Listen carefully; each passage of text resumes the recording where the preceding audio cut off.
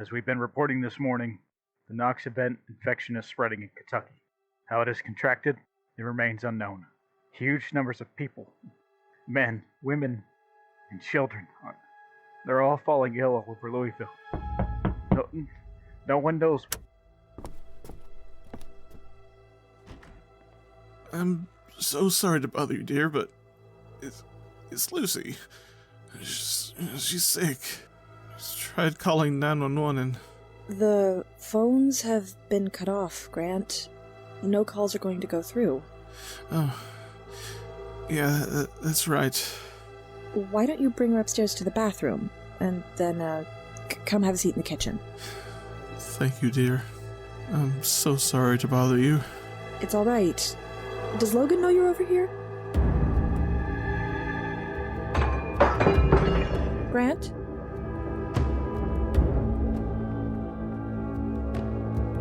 Is everything okay? Grant! No!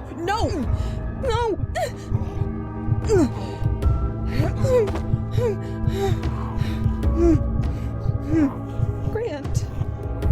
Not like this. Grant.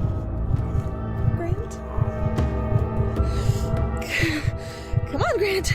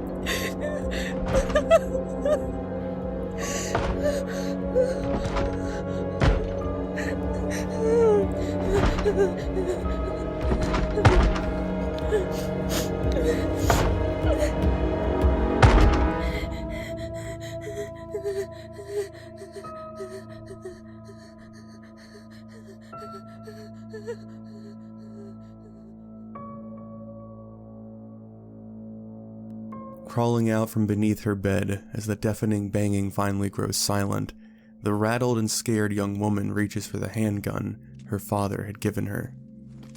Having thought she'd never actually need it for its intended purpose, Emily's hands are shaky and clumsy as she loads up the magazine and raises the deadly weapon.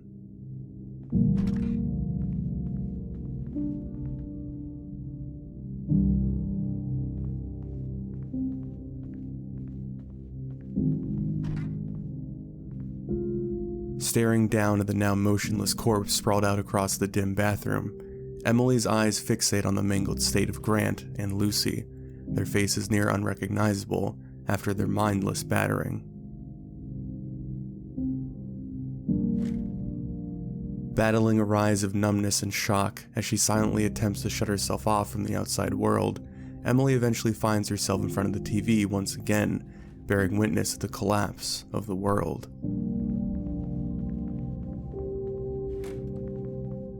This is TripleN. With official channel silent, we have collated key information. The Knox event infection is spread through direct contact with sufferers. The Knox event infection has a variable incubation period. After incubation, the loss of rational thought is seemingly inevitable.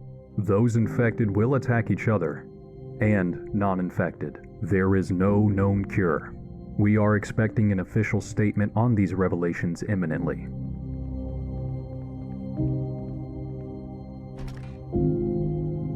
Unable to leave the question unanswered of how her neighbors had become infected, the diligent and instinctual doctor pushes past her rising emotions as she begins to strip and examine the two silent samples.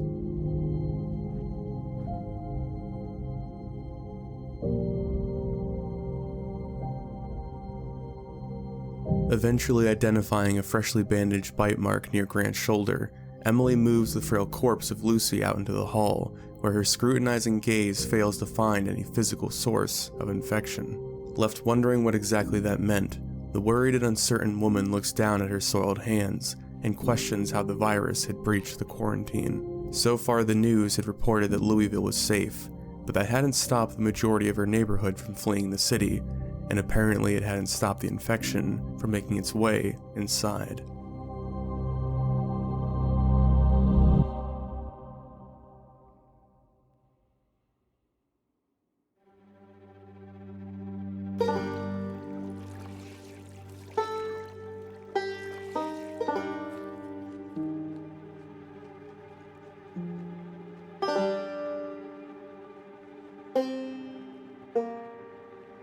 This is NNR.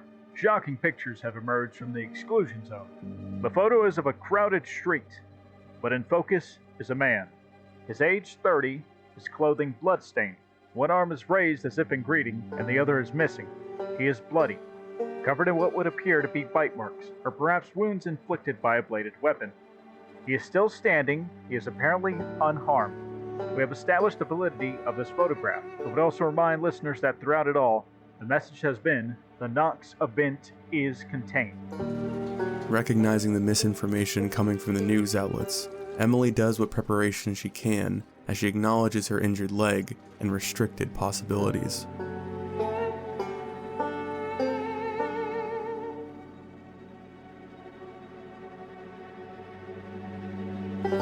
Still too uncertain to leave her home, the fledgling doctor retrieves her medical literature in an attempt to make sense of all that was happening.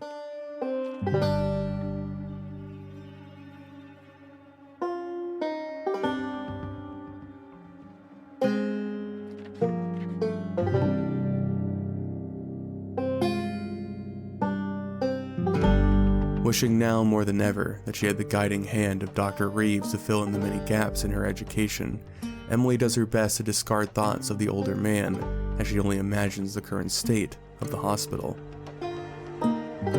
Wrapped up in her own mind as the sun sinks beneath the horizon, Emily struggles to come to terms with the fact that she'll be sleeping under the same roof as two corpses, though even that gruesome reality was far preferred over whatever awaited her outside.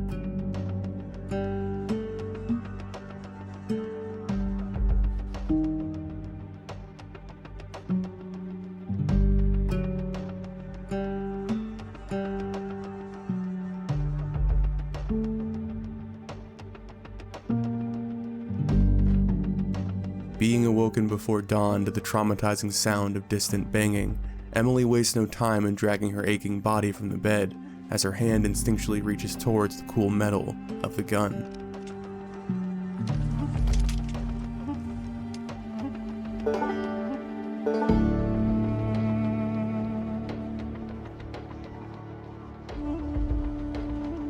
Clearing her home with a sigh of relief, she discovers the source is coming from the next house over, which is enough to put her mind at ease as she painfully crawls back upstairs to hide amongst her worn books.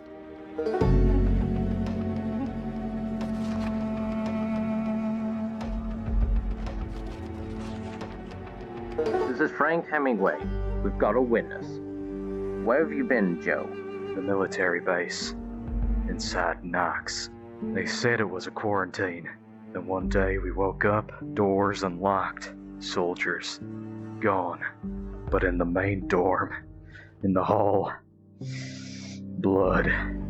Blood and changed people. What don't they want us to know, Joe? What you already do know.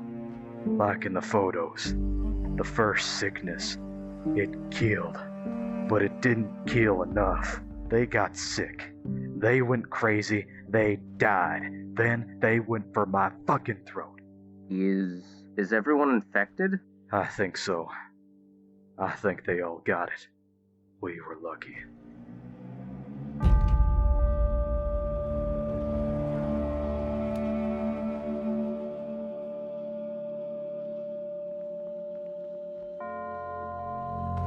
Stirred by both need and desire, as the sun finally illuminates her eerily quiet street, Emily takes the first steps outside her home in days as she makes her way towards the battered SUV she called her own.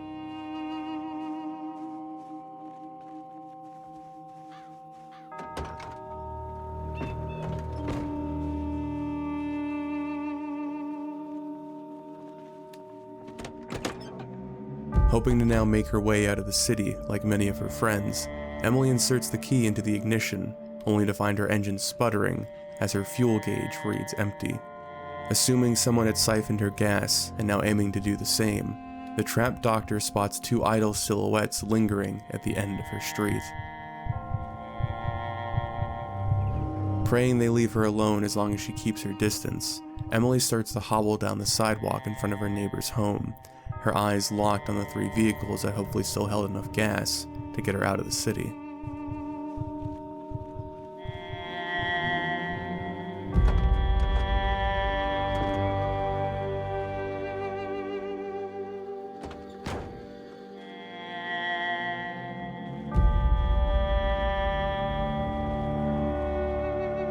Having no luck with the first two, Emily inches towards her final hope before the bloody image of another infected tests her will.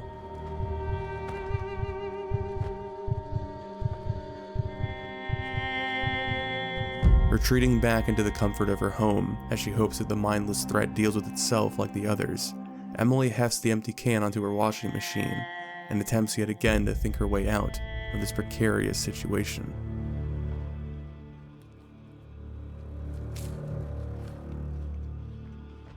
Amidst images of violence on the Knox-Event border and another night with the streets of our cities ablaze, we have incoming reports of gunfire and civilian casualties in the Knox border camp. Being reminded of the other threats moving through the city and towards her suburb, the tense woman forces herself back outside once again, determined to source the fuel she so desperately needed.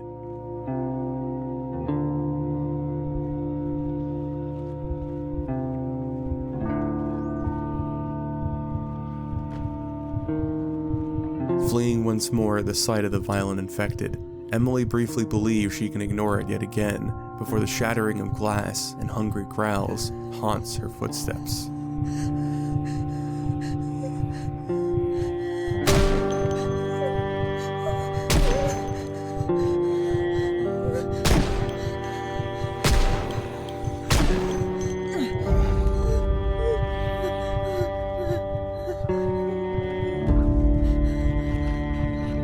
Skin tingling and adrenaline pumping as a smell of gunpowder lingers in her nose, the terrified doctor struggles to come to terms with the relentlessness of her pursuer.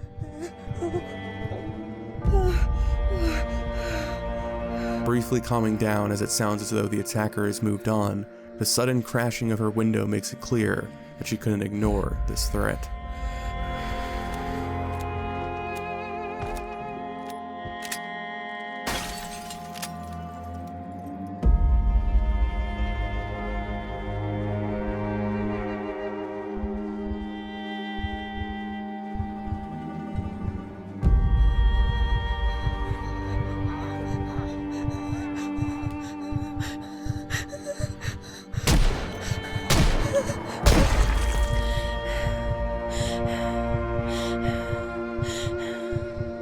Finally landing a shot that caused the unstoppable woman to collapse, Emily's hands continue to shake and shiver as she realizes her front is now peppered in the blood and guts of another.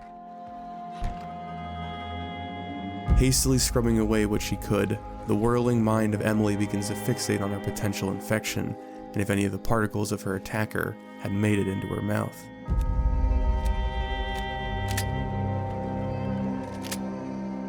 Unwilling to let her efforts now go to waste, as the blue truck assumedly stands clear, the conflicted woman once again picks up the empty gas can and forces her feet back onto the street.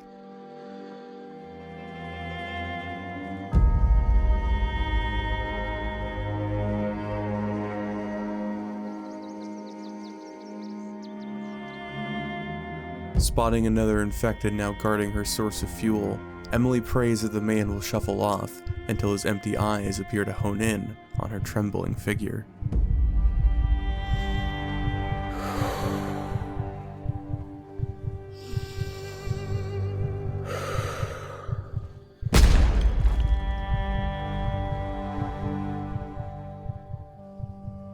Shoving down the emotions still swirling in her chest as she shuffles past the fresh corpse, another devastating blow comes as she discovers the final vehicle had also been sucked dry.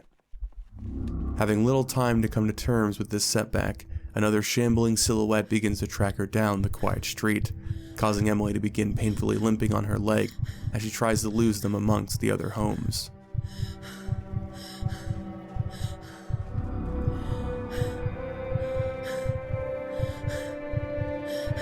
Tucking herself once again into the facade of safety that was her home, the veil of shelter she so desperately clung to is torn away as another heavy pounding begins to land upon her door.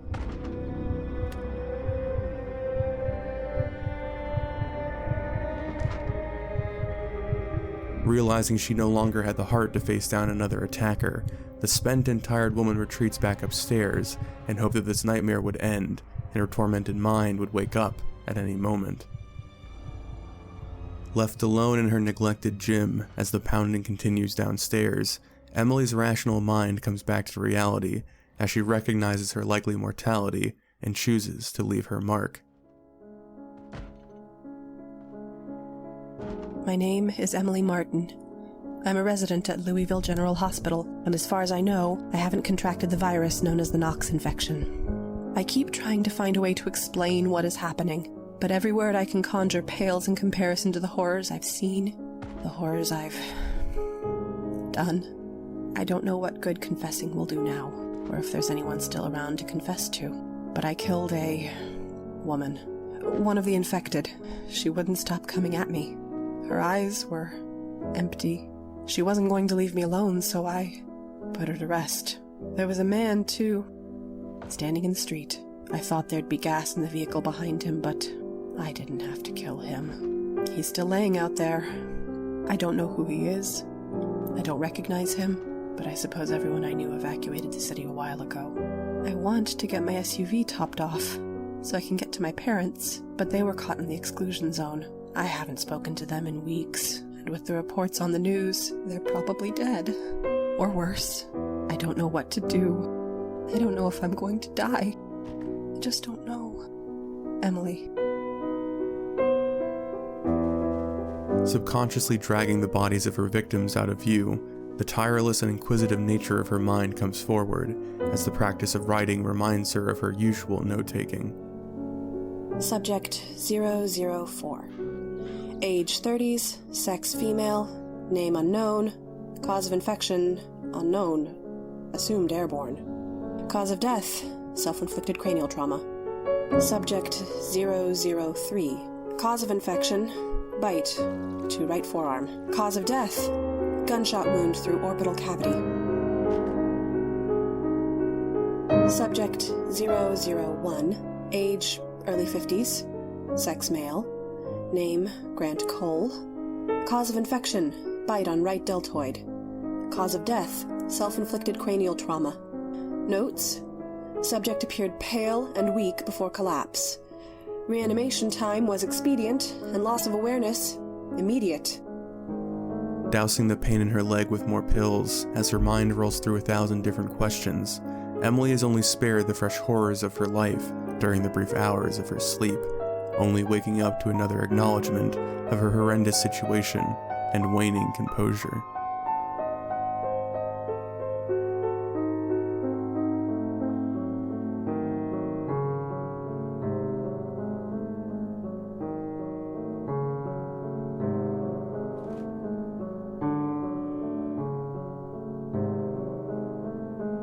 Coming to terms with her limited mobility and food supplies, the wary woman works through her minimal options before swallowing a bitter pill that makes her stomach turn.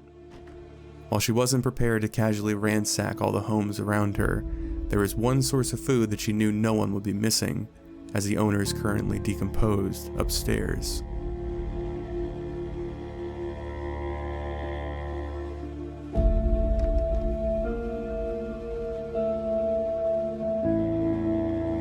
Immediately feeling her skin crawl as she enters into the familiar space and smells the unmistakable scent of Lucy's perfume, Emily forces her mind to the task of filling her grocery bag before her attention turns to the rest of the home.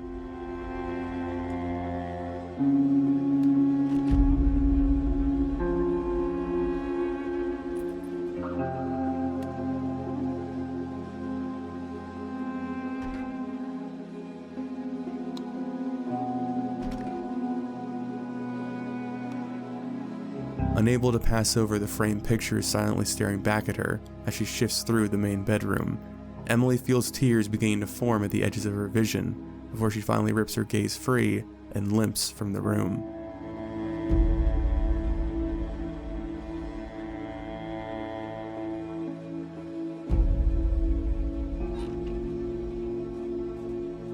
Scurrying back to her home as the early hours of dawn still offer the cover of darkness, the struggling doctor feels the burden in her hands growing heavier and heavier with each step, as if the weight of all that had happened had crawled into her plastic bag.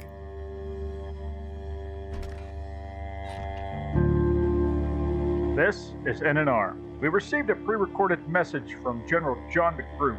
This is addressed to those unaffected by the second wave of the Nox infection. The disease will not spread to you as it has to others, but through fluid contact, by which I mean bites. It surely will. The time has come to bear arms against this threat. They may be your family. They may be your friends. Do not hesitate to pull the trigger. General John McGrew, out. You are watching yesterday's pictures from the military and evacuee camp of the exclusion zone border. A huge crowd emerges from inside the event zone, attacking evacuees and military representatives alike. TripleN has heard reports of other mass population movements elsewhere in the zone. We are trying to get in contact with our ground correspondent. If you're just tuning in, prior to these horrendous scenes, there was conflict between U.S. military officials and civilian parties. There was gunfire and, we believe, explosions. Now, a huge wave of infected has... Oh God. Are you seeing this too? This can't be real. The Nox event boundary has been broken. There's just so many of them. Jesus Christ.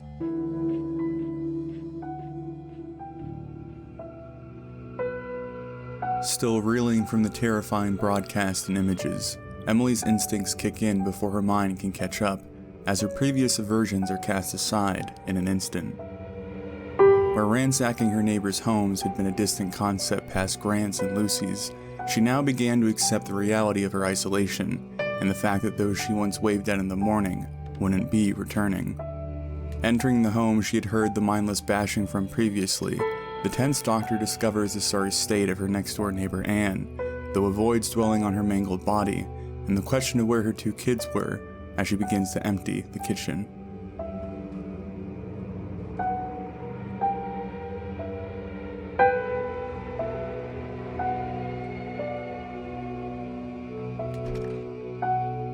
Thankfully discovering a satchel to help carry the food and some improvised first aid materials, Emily leaves the eerily quiet residence feeling uneasy and wrong. The items she now limped back to her own home with weren't hers. She hadn't purchased them, she hadn't asked for them, but they were necessary, and now unclaimed.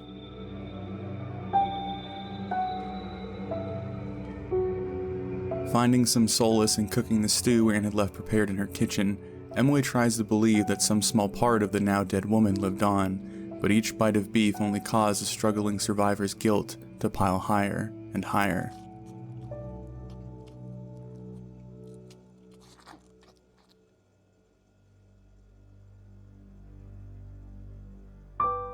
Finally deciding how to give Anne's death some meaning, Emily collects her worn notebook and pushes herself back into the devastated home.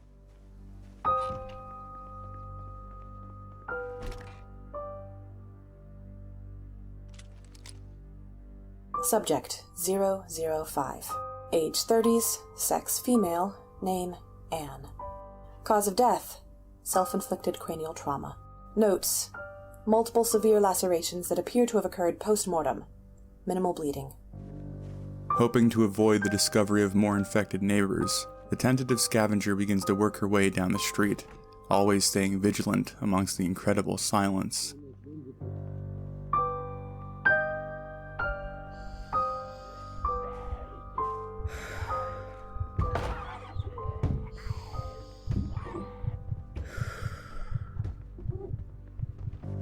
Still opting to avoid the infected when she can, Emily surrenders the home to the mindless growling and distant thumping as she shifts to an unguarded source of food.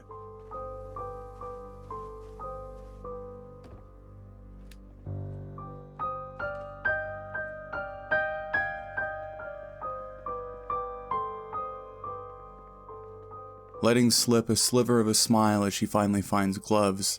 Her delight is snuffed out as she discovers another firearm and acknowledges her need to collect it.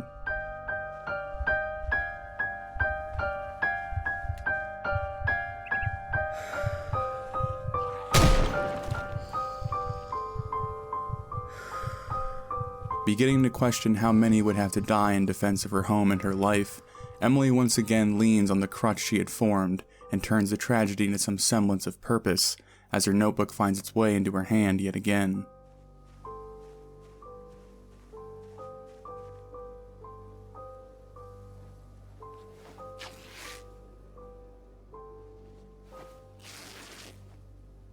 Subject 006. Subject has heavily worn shoes, inconsistent with other articles of clothing, indicating he had traveled a great distance, dead or alive.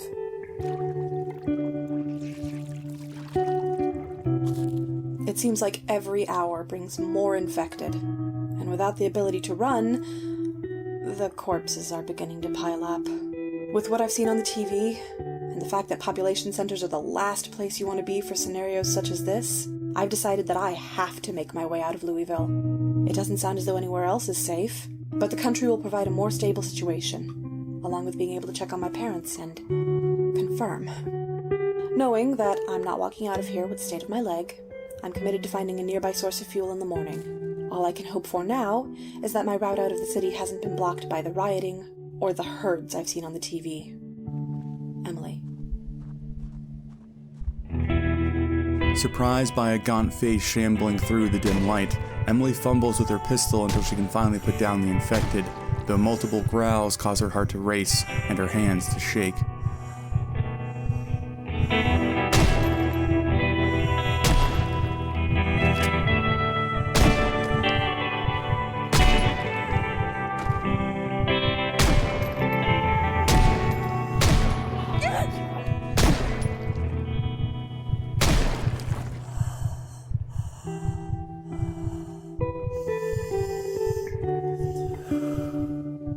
Witnessing her gunfire beginning to fill her once empty streets with more curious dead, the tense doctor retreats back through her home in hopes of sneaking away, but is faced with the tireless horrors invading her once quiet suburb. Not willing to bring even more down around her home, the resourceful doctor remembers a screwdriver impaled in her first victim, now wielding the bloody and slippery handle in her gloved hands.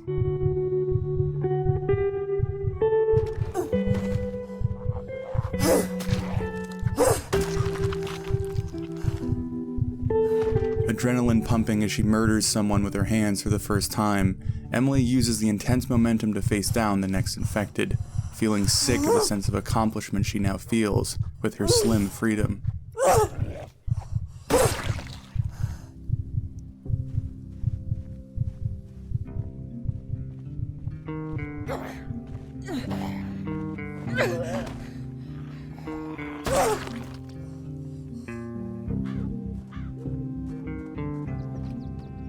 Checking the house across the street with the safety she had secured, she finds that her neighbors had left nothing behind during their evacuation, which turns Emily's mind back to pursuing her own flight from Louisville.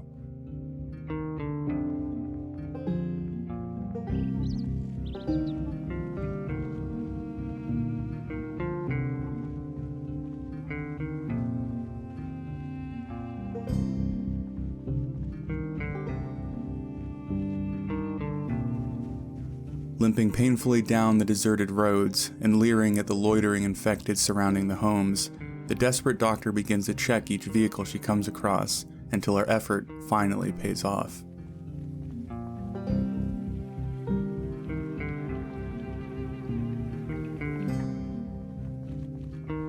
Gasoline now sloshing in her can as she makes the trudge back towards home, Emily begins to formulate a list of what she has to pack before she leaves, excited and hopeful to finally be free of this gradually crushing prison. Emptying the fuel into her car when she returns, the strained survivor acknowledges her quickly approaching limits as her leg aches and her eyes grow heavy.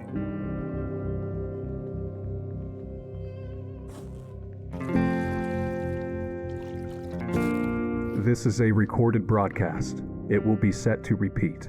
An unknown plague known as the Nox infection has taken a hold on America. If you are still alive, if the fever didn't get to you, it all rests on you. Please find a way to survive. Please. While I shouldn't be surprised, the fact that the news has resorted to automatic broadcasts terrifies me. I haven't stopped to think about how much damage the world has sustained, and I need to keep those thoughts far away until I have time for them. But it's hard not to fester on it. All the dead, all the dying. I'm glad I'm leaving Louisville tomorrow. I know this nightmare won't stop once I escape, but anything is better than steadily stacking my neighbors in my backyard. They deserve better. Emily. Piling all of her accumulated food into her satchel, as her leg still throbs from all it had been put through yesterday, Emily pictures the open fields surrounding her childhood home, dreaming of the security it would bring compared to the dense and cluttered environment of the city. Turning the ignition over for the first time in weeks, the persistent annoyance of her injured leg rears up once again as her pain and anxiety begins to mount with alarming speed.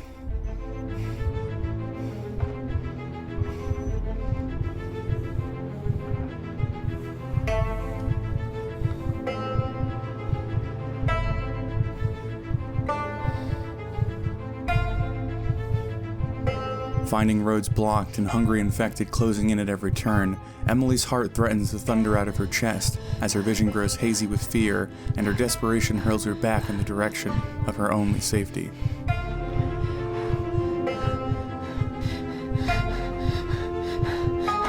Terrified she had now caused a herd of undead to follow her back to her home, the shaken woman stares down the empty street before once again retreating into the cold and protective arms of her cramped prison.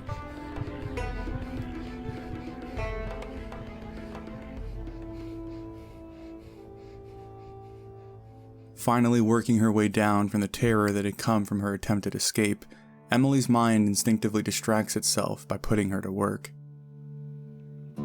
Pulling out and sketching a rough map of her neighborhood, her brain works to remember each notable landmark she had spotted amongst the dead. While she had heard the chaos of the infection from her home, it was another thing entirely to see her community shambling about mindlessly, and the roads barricaded with abandoned cruisers. Now confident that she simply wasn't driving her way out of the city, Emily unloads the supplies she had gathered and turns her attention to her security once more.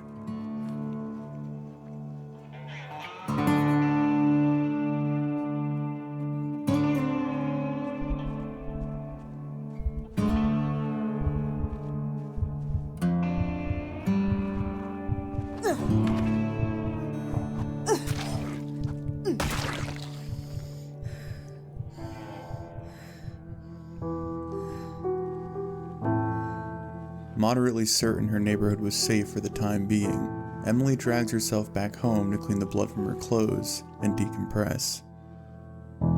Instinctively heading upstairs with the thought of indulging in a long overdue bath, Emily's scattered mind is rudely confronted by the reality she had kept hidden. Unable to put off the uncomfortable task of moving the couple, Emily retrieves her gloves once more before carefully transporting the decomposing corpses.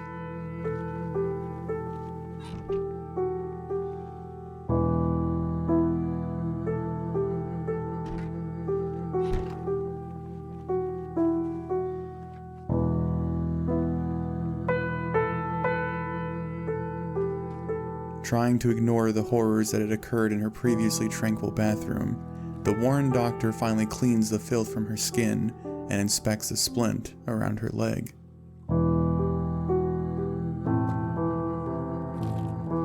Too restless to sleep as the first shafts of dawn begin to inch over the horizon, Emily decides to check the neighboring homes yet again, both wanting to keep them clear and to bring back whatever supplies had been left behind.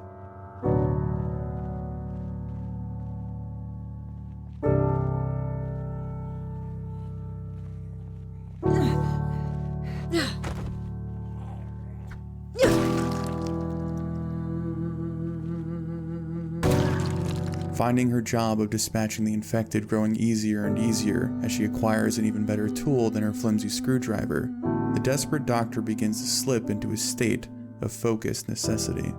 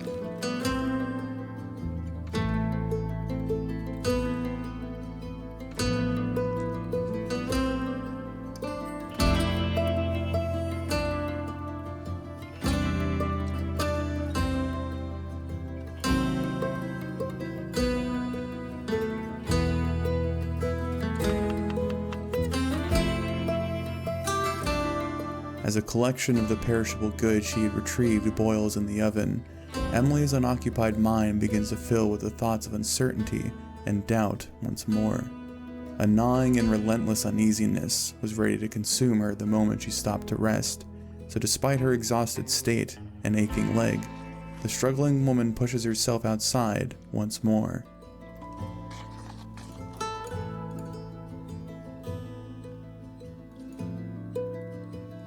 This is a recorded broadcast.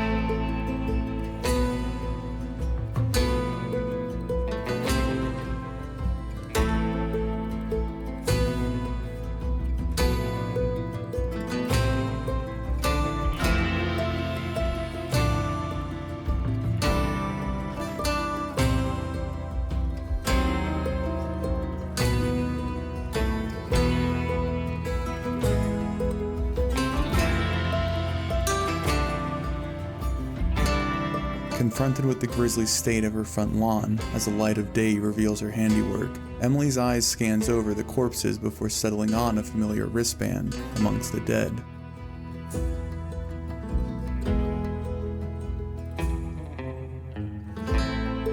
Making sure no other infected was prepared to surprise her, and still self-conscious of stripping bodies out in the open, the dutiful doctor collects her first subject and gets to work. Subject 007. Name Heather Reed. Subject's wristband was marked 5 days ago, though it appears she never arrived at Louisville General. Subject 008. Subject 009. Subject 010. Right wound, center of nasal bone.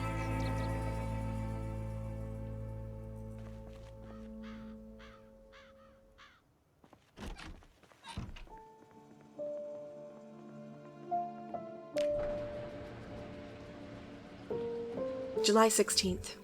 My window to flee this dead city, it's closed. The streets are packed with the infected, and even driving on this stupid fucking leg is near impossible with the pain. Unless my situation changes, which I could only imagine would change for the worse, I am stuck in my home, on my quiet street. To keep myself busy, and feel some sort of purpose, I've been continuing to examine the deceased infected I've come across, cataloging what I can without proper tools. I've made a few observations. Their eyes are severely compromised, probably limiting their vision to blurry shapes and movement. So the sense they rely upon the most is their hearing, which appears to be unaffected by the virus. An undeniable majority of the infected show no sign of physical contamination. My assumption is that the virus turned airborne in the last week or so, leading to the incredible amount of infected across the city and, now, the world. If it is indeed airborne, then there is no way I haven't come into contact with it yet. Though I show no signs of illness, there must be some characteristic that makes us immune. No matter what, I will continue to take what precautions I can. But I can't help but wonder if I'd be able to find some way to combat this if I could just make it to Louisville General. One of the infected I examined today was being transported there, before she turned. Which means the doctors had to have been treating it and taking their own notes, which would be far superior to my own. Anyway, I'm exhausted. And tomorrow I plan on making sure my stunt hasn't led to more of the infected at my door. It's getting easier to not see their faces. Emily.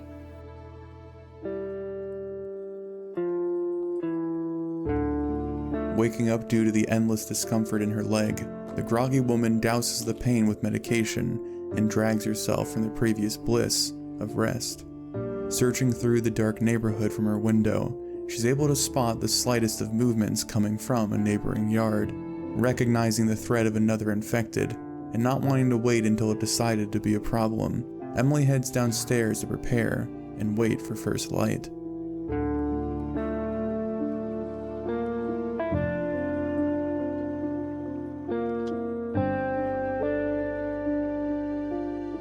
Please, find a way to survive. Please. Scanning over her street with a scrutinizing gaze she'd never used before, her mind makes sure that every dark shape and vague silhouette poses no threat before she works towards her target.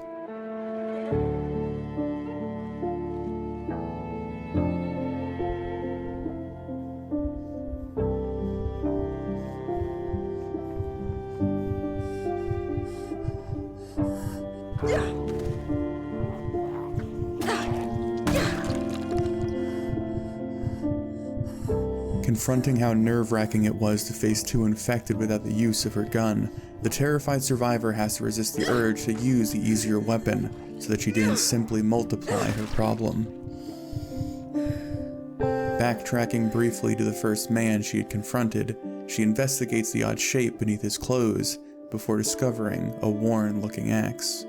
Pushing down the memories of splitting wood with her father, Emily hefts the heavy implement over her shoulder and relies upon her focus.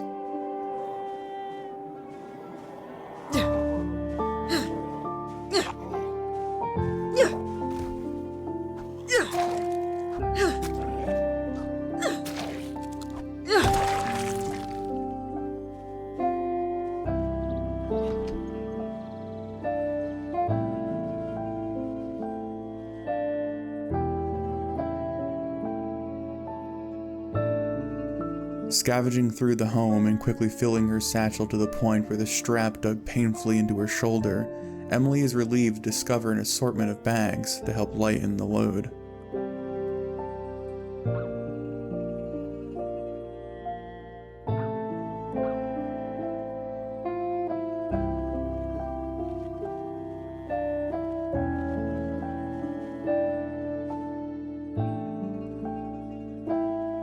As the day marches on, and the restless doctor continues to run from her own thoughts, her mind eventually lands upon the nearby police station and what might still remain inside.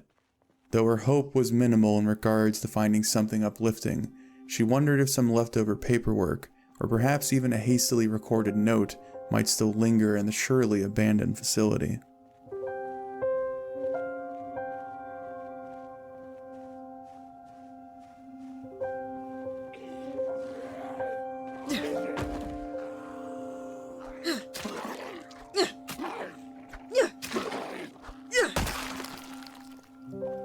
Disposing of the shadow from some shattered celebration, Emily begins to wonder from which house the infected had shambled before her attention is pulled by another loitering threat.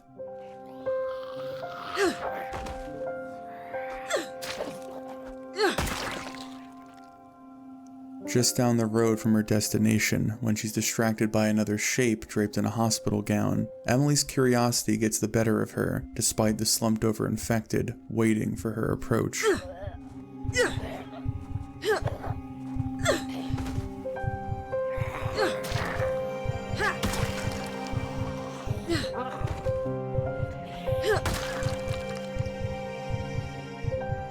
Formulating more questions as she finds another patient marked for transfer to Louisville General, Emily has left little time to ponder on any answers as she turns her feet back towards the station.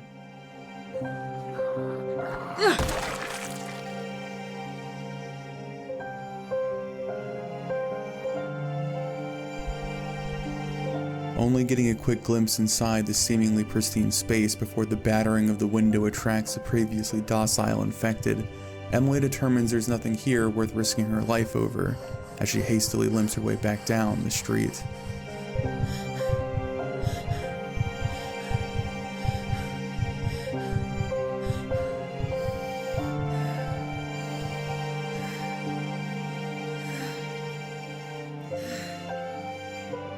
Ready to admit that the outside world was too dangerous for her to use as a distraction, Emily still clings to the need to busy herself, though now focuses her attention to whatever remains within her quiet walls.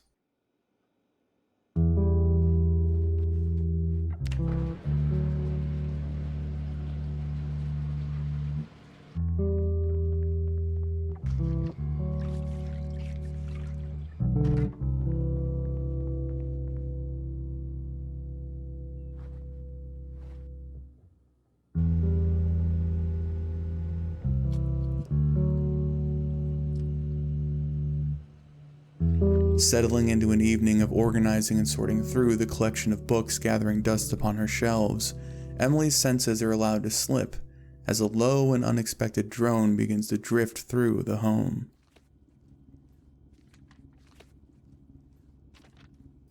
What's that noise? Hang on a minute, is that a helicopter? Oh my god, that's a helicopter. Okay. Jesus Christ! Okay, no.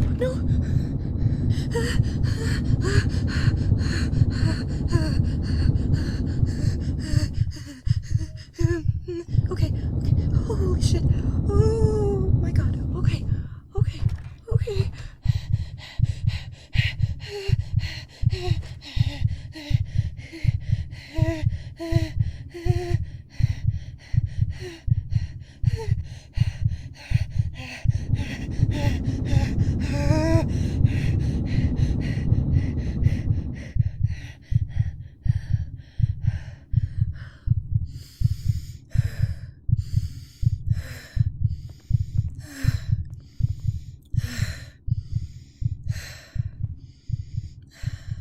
Having to fight her thundering heart in an attempt to calm down as the sound begins to fade, Emily is left to stare at the dingy walls of her neglected gym as her mind races to decipher what she had just seen. Playing back the image of a flurry of death screeching from the helicopter she watches it fly back over the horizon, the active doctor's mind begins to catch up as she realizes the path it had taken and the noise it had made. Now incredibly aware of the fact that it had opened fire downtown and then flown directly over her neighborhood, Emily's skin begins to prickle with anxiety as the thought of curious infected begin to consume her mind. Briefly attempting to calm her nerves as catastrophe appears to be avoided, Emily's fragile state is suddenly shattered by a broken window and the unmistakable sound of her most relentless fear.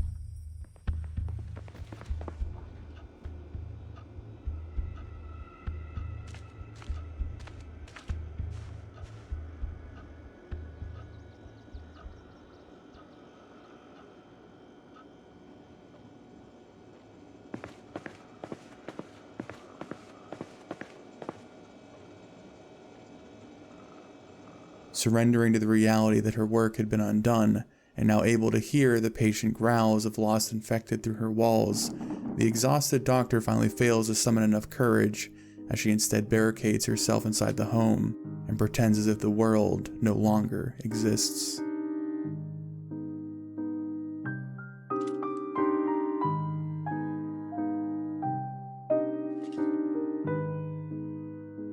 July 17th, I think. Yeah, July 17th. I am a fool. And the world is shit. The police station. What was I thinking? That I'd get a well, howdy, ma'am, what's bothering you? I am an idiot. And I need to wake up. Wake up to the reality that everything is fucked. Like that goddamn helicopter. How can you even know who's infected and who's not when you're up that high? Do they care? Do I? You know, I didn't believe the rumors of the military causing that fire, but now I'm not so sure. Are they desperate, or... I don't know, has this been their approach from the start? I don't think I'm getting a white knight in shining armor. Emily.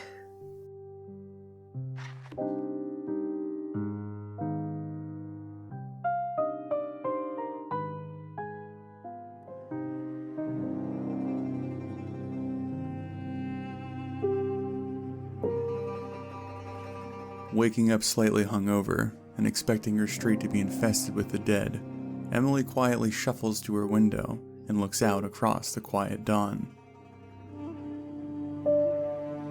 Too afraid to step outside the shelter of her home, the fearful survivor quickly falls into her slowly establishing routine.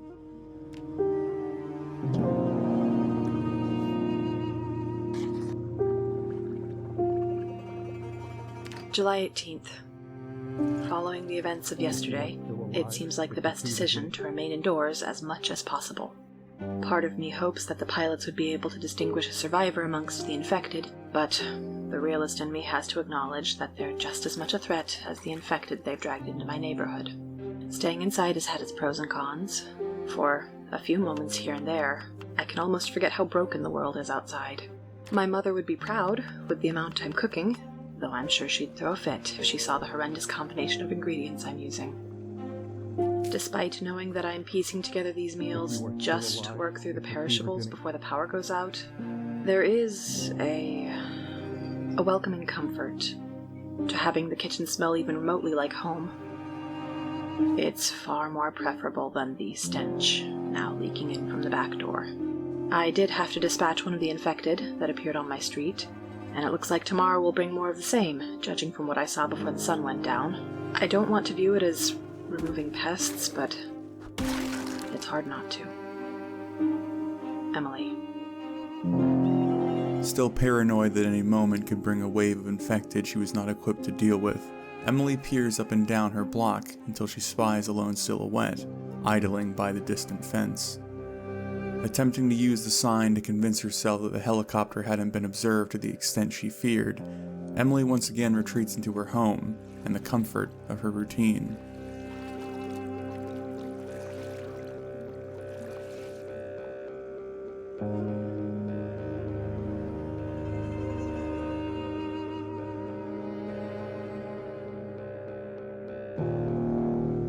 Drawn to her upper window by both paranoia and boredom, another stray shadow slinks into view and crawls into the home across her tranquil street.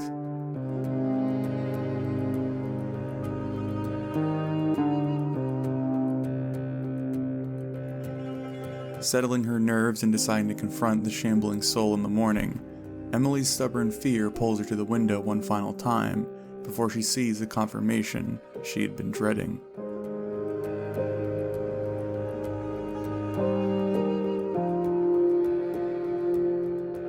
Left feeling tired and defeated as she observes the mindless woman trudging across her view, Emily lets out an exhausted sigh and pulls the curtains closed to provide even a sliver of peace.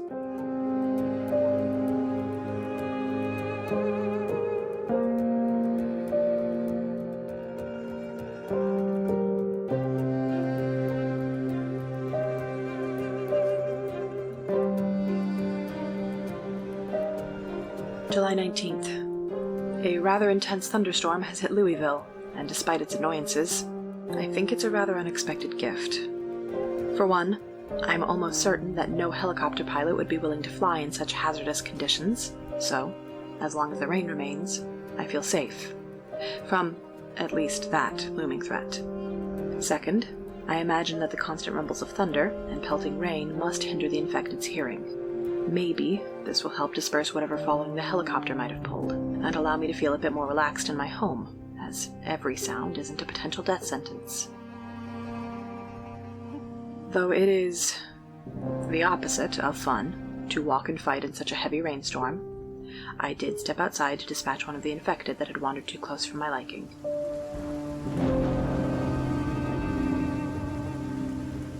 Sadly, the one I killed isn't alone, as the dead have gained a strange fascination with the house across the street from me. You know, I wonder, is there some sliver of intellect attempting to bring them home, or perhaps it's just the confusion of the storm driving them inside? Anyway, depending on the weather tomorrow, I'm planning on trying to get to some of the nearby homes again. I have to acknowledge that there is a large sum of fresh food in each home that will rot once the power goes out. And if I'm going to wait out this leg injury and finally do something, I need all the time I can manage. Emily.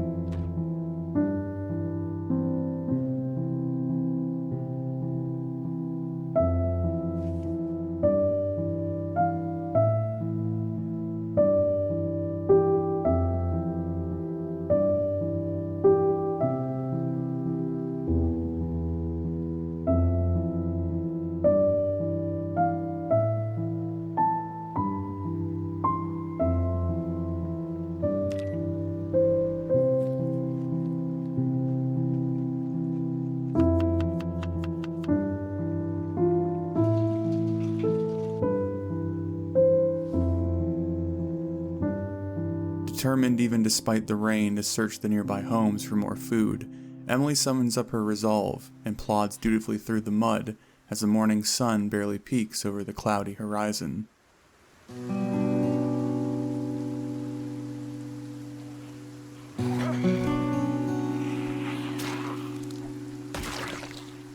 Driven by both rising experience and restlessness, the once terrified doctor faces down the growling infected as they approach, each one being dealt with as the rain soaks into her bones.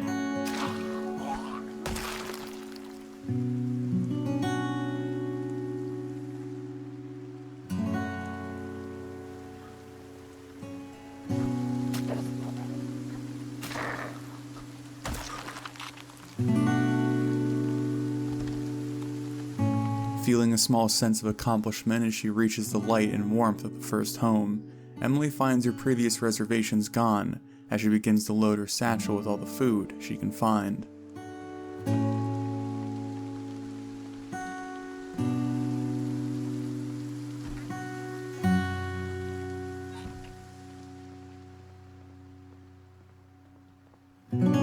Starting to gain the first shreds of control since the wailing helicopter had flown overhead, the drenched doctor continues on her mission with growing confidence.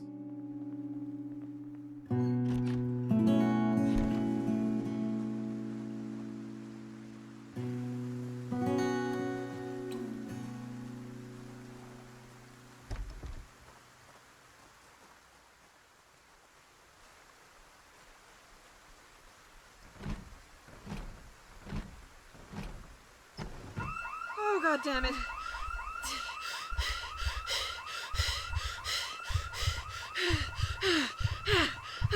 Shit!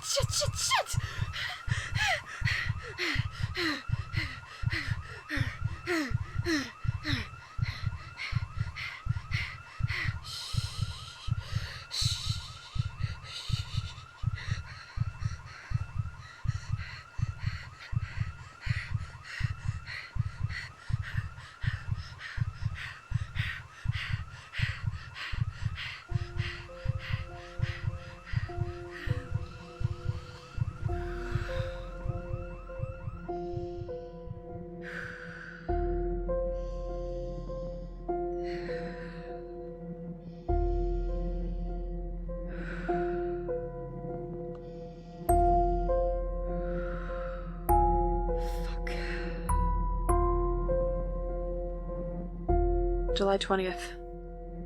Every time I venture further, it feels like the world hurls me back toward my home. When I was trying to get into one of the homes at the end of the street, I tripped. A burglar alarm. Can you believe it?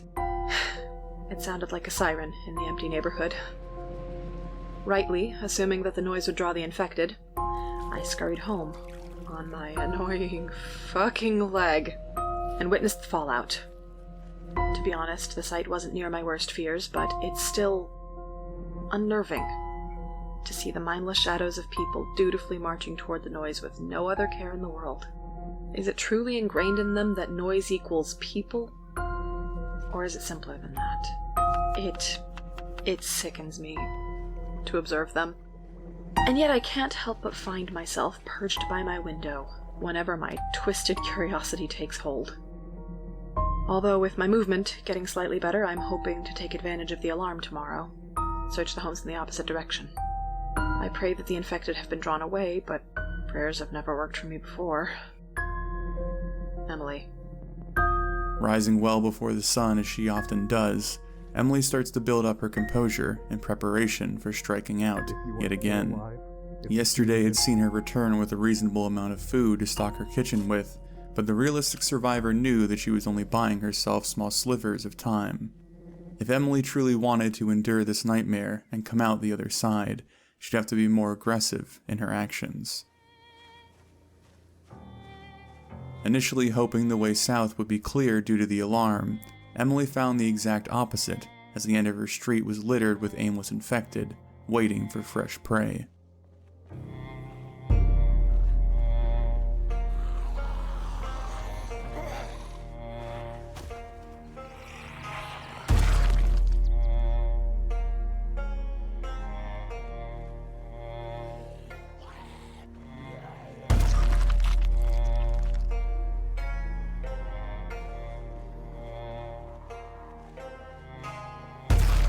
Quickly realizing she'd made no headway moving south, the now bloody doctor shifts her direction and tightens her grip around her garden fork.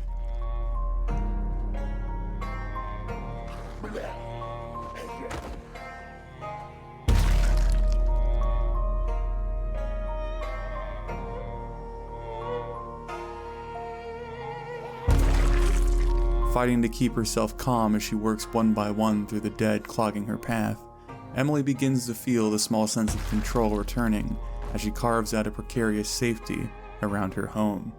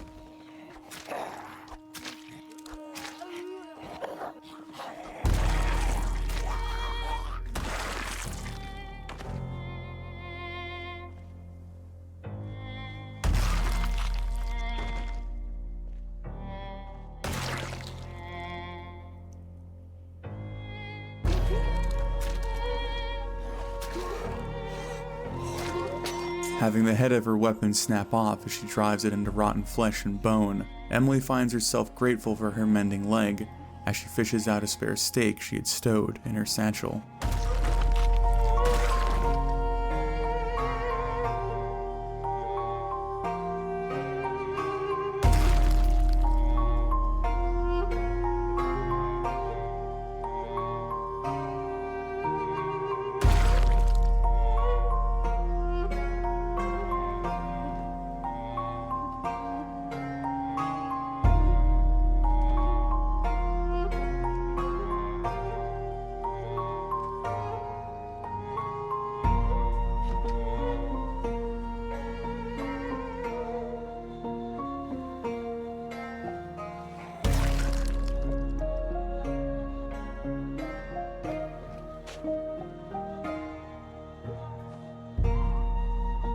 Securing more food and keeping with her slow pace, the curious doctor finds her feet carrying her towards the now silent house alarm, her fear of a waiting horde fading with her confidence.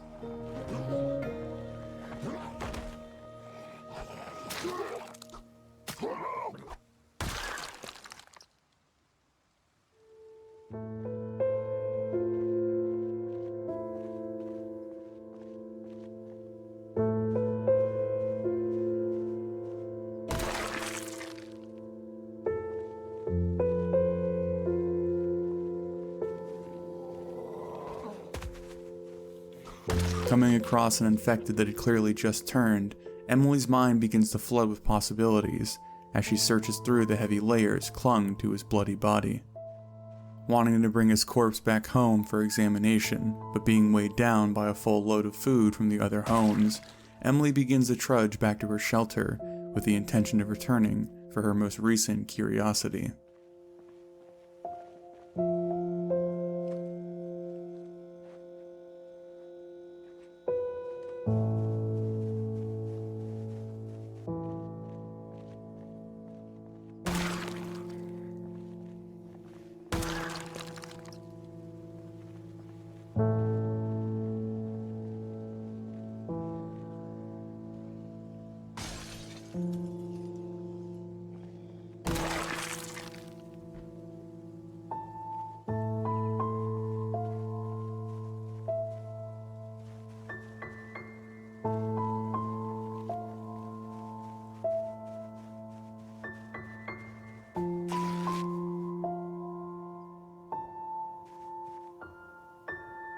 Subject 013.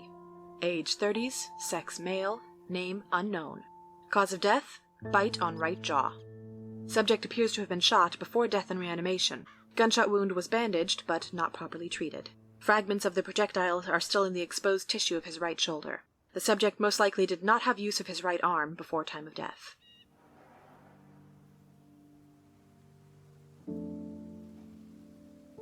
July 21st. It hurts to write down, but today felt good. Though it was filled with twisted faces and rivers of blood, there's still this sense of accomplishment, freedom, no, power. I don't know how to precisely put it into words. I'm still terrified of the monsters that these people have become, but I'm starting to learn how they work, how to handle them. Maybe there is actual hope of getting out of this rotten city. Who knows? A more interesting note is someone, or I suppose something, that I came across today. An infected who had very recently turned. He was wandering around the house where the alarm had gone off yesterday. He first caught my eye due to the many layers he had on, but once I searched through his bag, I found fresh food. This might not seem all that significant, but it means that this man, this infected, must have survived past the airborne mutation. That means that there have to be other people out there like me. Of course, the other side of this coin is the state he was in. He was clearly shot before he turned. Whether it was from the military or another survivor, probably that helicopter, I don't know. But either way, it's bad. There was a cheap walkie-talkie in his bag as well, but I find myself afraid to use it. I probably wouldn't get a signal in the storm anyway. But there are others nearby. I just don't know if that's something to cling to or be terrified of. Emily.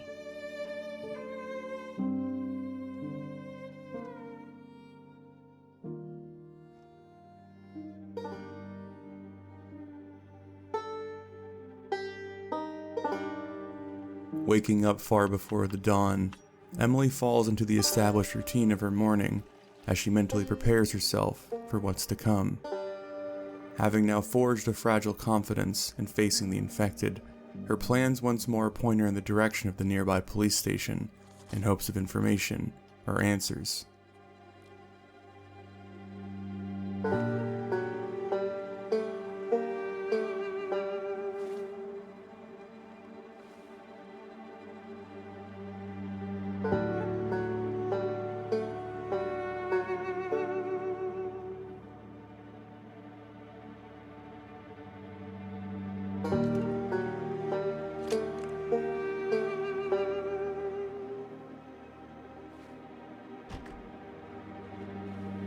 Unable to shake the nagging fear that had rose within her last night, Emily peers into the foggy morning as she scans for signs of life and potential threats.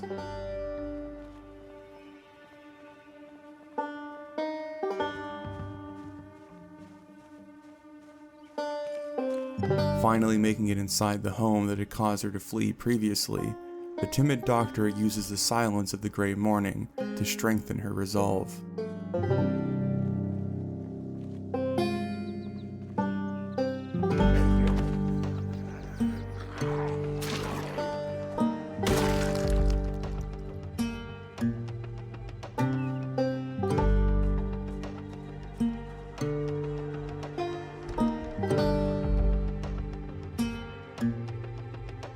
Discovering an unloaded shotgun in a wardrobe that appeared to belong to an officer, Emily takes a final steadying breath and turns down the final stretch to the station.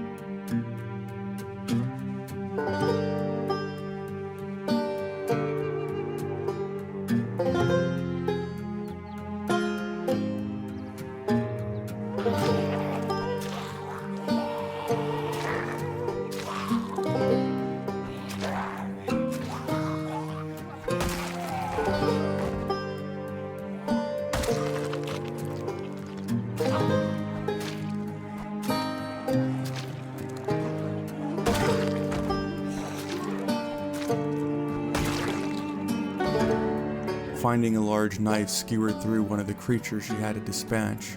The bloody survivor now wields a sizable blade with growing confidence, as the interior of the building is within her grasp.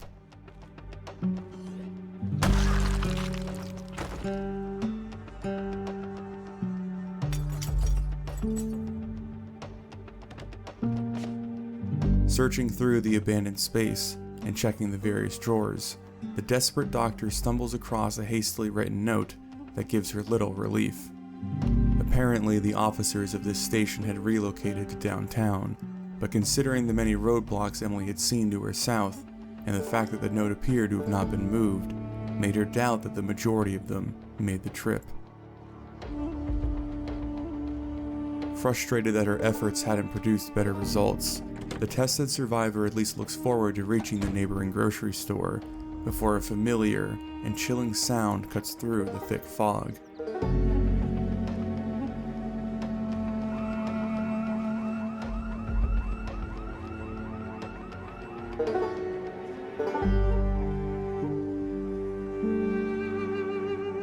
Having no way of knowing what caused the alarm, and unwilling to face whatever attention it drew, Emily finds herself desperate to reach the relative safety of her home once more, as the world around her feels as though it is infested with suffocating dangers.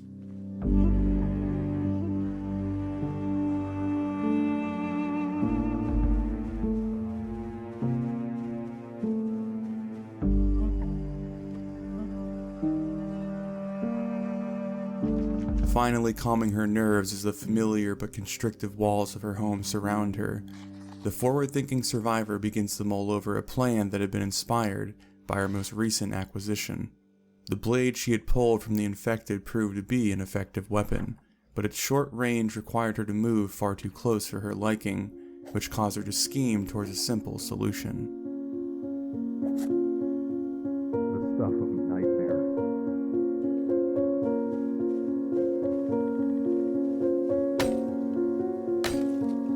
Scavenging a sturdy branch from the tree in her lawn, Emily fashions a rudimentary spear by whittling it with her knife, giving her a manageable weapon with a reasonable reach.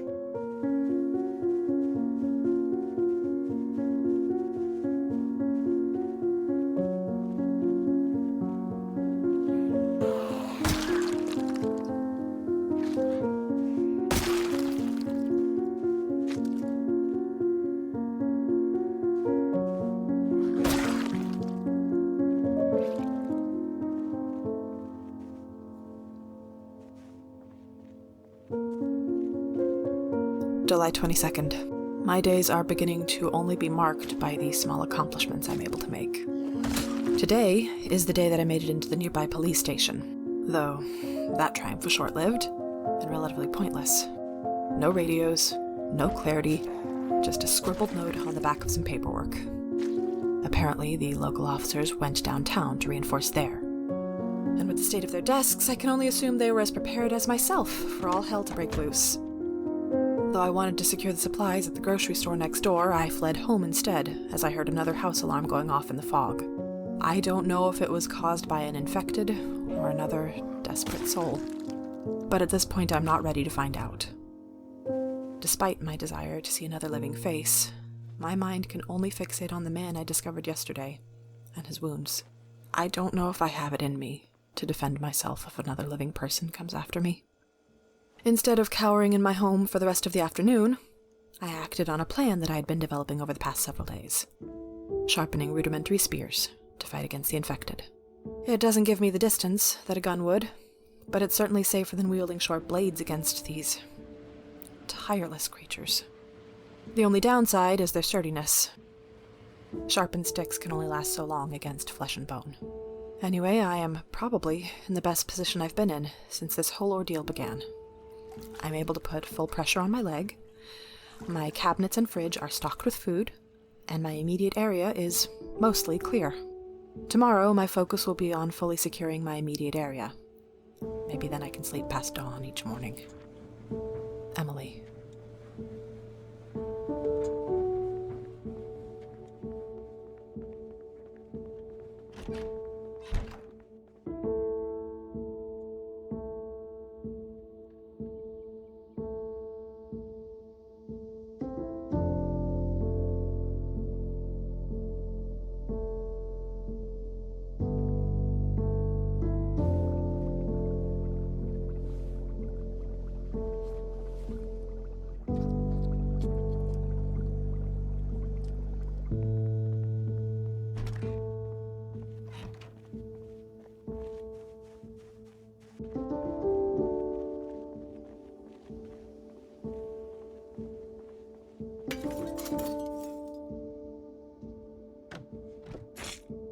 Focused on clearing the homes closest to her, Emily comes across yet another firearm that she feels obligated to take. Though she has no desire to stockpile such deadly weapons, her paranoia won't allow her to leave it for someone else.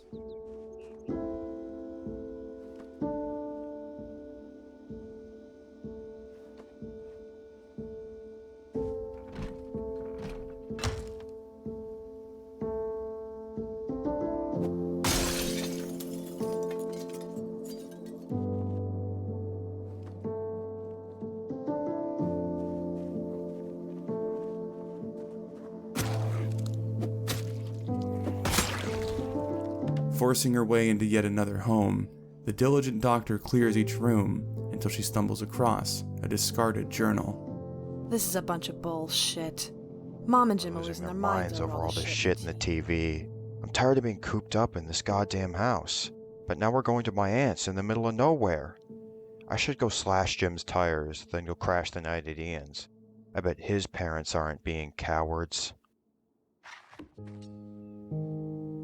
July 23rd. Today I was confronted with the reality of my actions, I suppose. Reminded of what precisely I was doing and the surrealness of my life. Only a couple of weeks ago, I would have considered invading someone else's home to be unthinkable.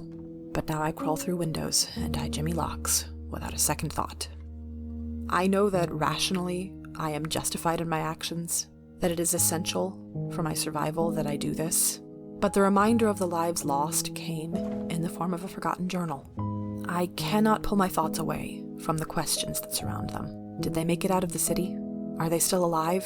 Are they ever going to return to their home? And if they are alive, are they safe or terrified? I'm terrified.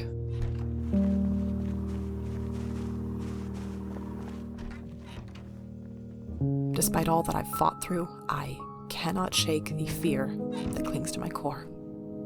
The same fear that rose up readily as I heard the distant slapping of the helicopter's blades returning to my neighborhood once more. It's hard to tell, for sure, from inside my home, but I'm partially convinced that the deadly machine is making trips to my hospital, just north of me. I know I should recognize that I'm simply biased, and I'm looking for some explanation for the unknown, but my heart wants there to be some reason to hold out hope. Perhaps my colleagues are being evacuated. Maybe critical patients are being moved. The only way I could ever confirm would be to make the journey there, but my body trembles every time I attempt to bring up that decision. So for now, I stay trapped in my house, in my neighborhood, in this infested city. Emily.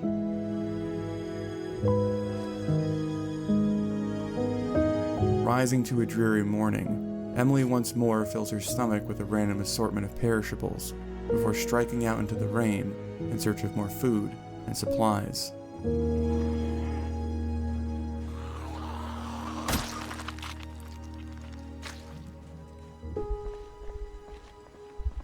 Fuck. Not again.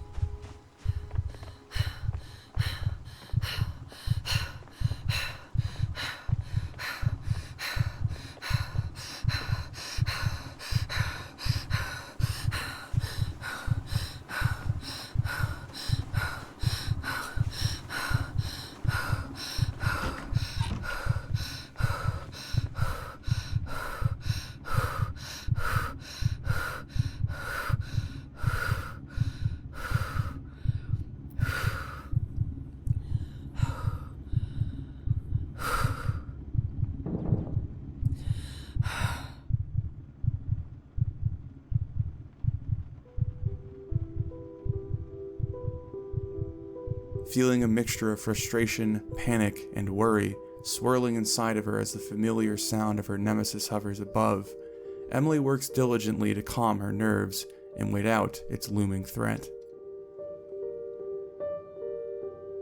Prepared to resign the rest of her day to hiding inside, the agitated survivor strips off her layers and paces within her walls before the true annoyance of the helicopter's arrival leaks into her safety.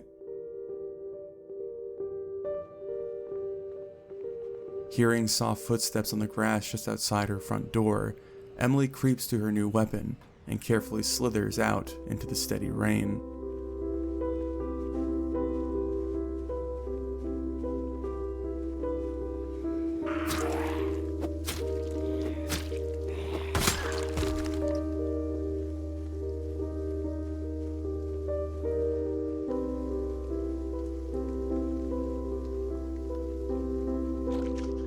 Knowing that the single infected wasn't the only one to hear the call of the helicopter, Emily spends the next several hours within her home, patiently waiting for her opportunity to step back outside and clear her bloody street.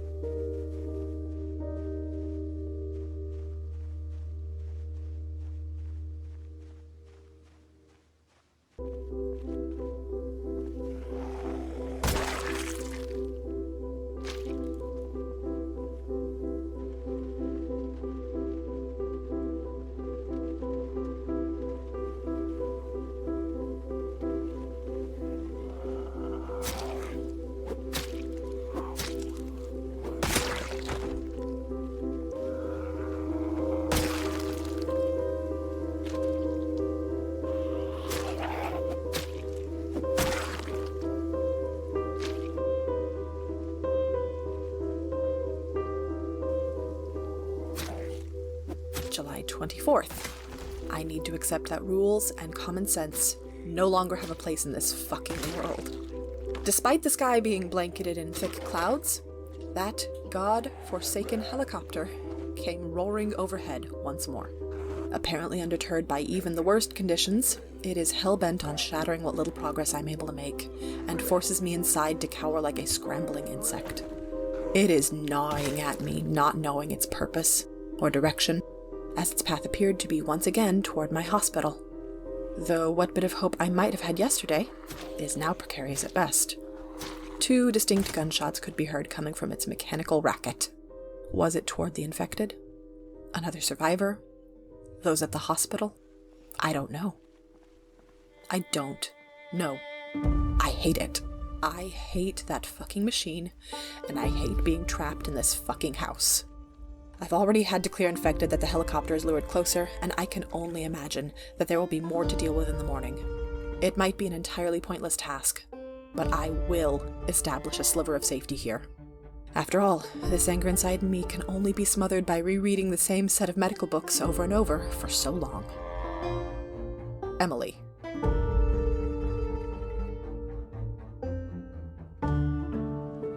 Waking up with a smoldering fire in her core, the determined survivor first focuses on replacing her broken spear, so the rest of the day could be dedicated to eradicating the wandering dead.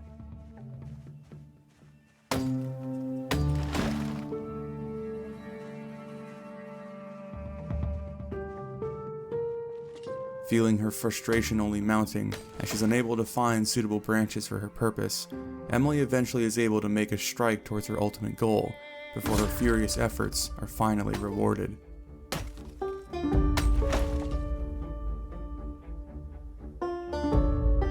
Hoping the dense fog will obscure her if the helicopter decided once more to infest the skies, the focused fighter grips her fresh spear and gets to work.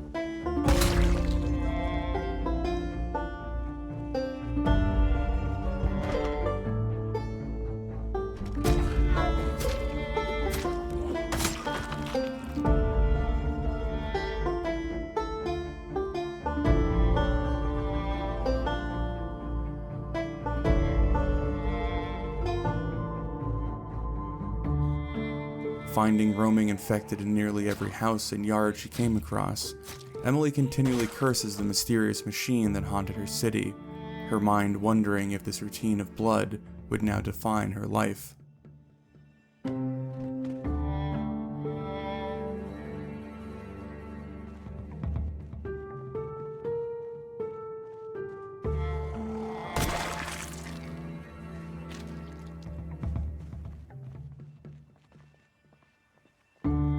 Feeling as though she has taken back a sliver of control after her violent morning, Emily returns to her home laden with more food and supplies, but the victory seems hollow as she questions the purpose of it all.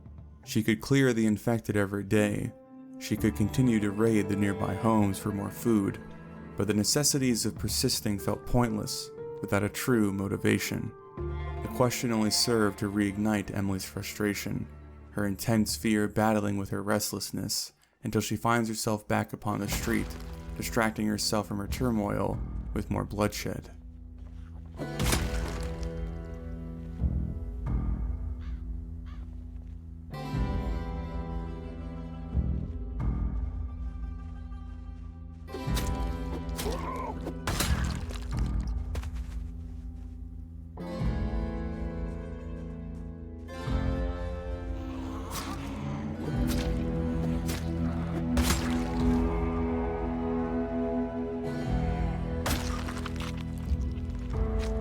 July 25th. It's sick to admit it, but the day's events have helped me clear my head. The frustration that nearly consumed me yesterday was vented through acts of violence that previously would have shocked me. Silencing the strangled growls of the infected, one firm thrust at a time, I began to beat back the threat that the helicopter dragged into my now bloody neighborhood. At some point, without me realizing it, I got used to the sight of sidewalks and flowers coated in blood. Buzzing street lamps, illuminating discarded and rotting corpses, where families had previously walked without a care in the world. I knew that the world around me had changed. I knew that violence was necessary, but I didn't think my mind would adjust so quickly to this horror. Is there something wrong with me? Or is this simply how humans are built? Would my parents judge me for the acts that I've done? Or would they want me to keep fighting, no matter what was required of me? I know I'll never get an answer to that question. My parents are probably shambling around inside our house, or lost amongst the fields. This event is indiscriminate and uncaring, and there's no reason my parents would be spared simply because I got lucky. Anyway, throughout my ransacking of homes today, I came to a conclusion that I am committed to follow through. I am going to make my way to Louisville General and figure out exactly what is going on. Whether that ends in relief or despair, I need to know before the quickly mounting questions bury me completely. The journey is going to be hard and bloody. It could very realistically cost me my life, but as I realize that my life has been reduced to being trapped within my own home, I question how valuable it is to put more days down on the calendar just for the sake of it. With the ever-looming threat of the helicopter returning, I have decided to make the journey on foot. It'll take longer, and I'll be able to carry less with me, but it will allow me to be harder to spot, and more agile if I have to hide.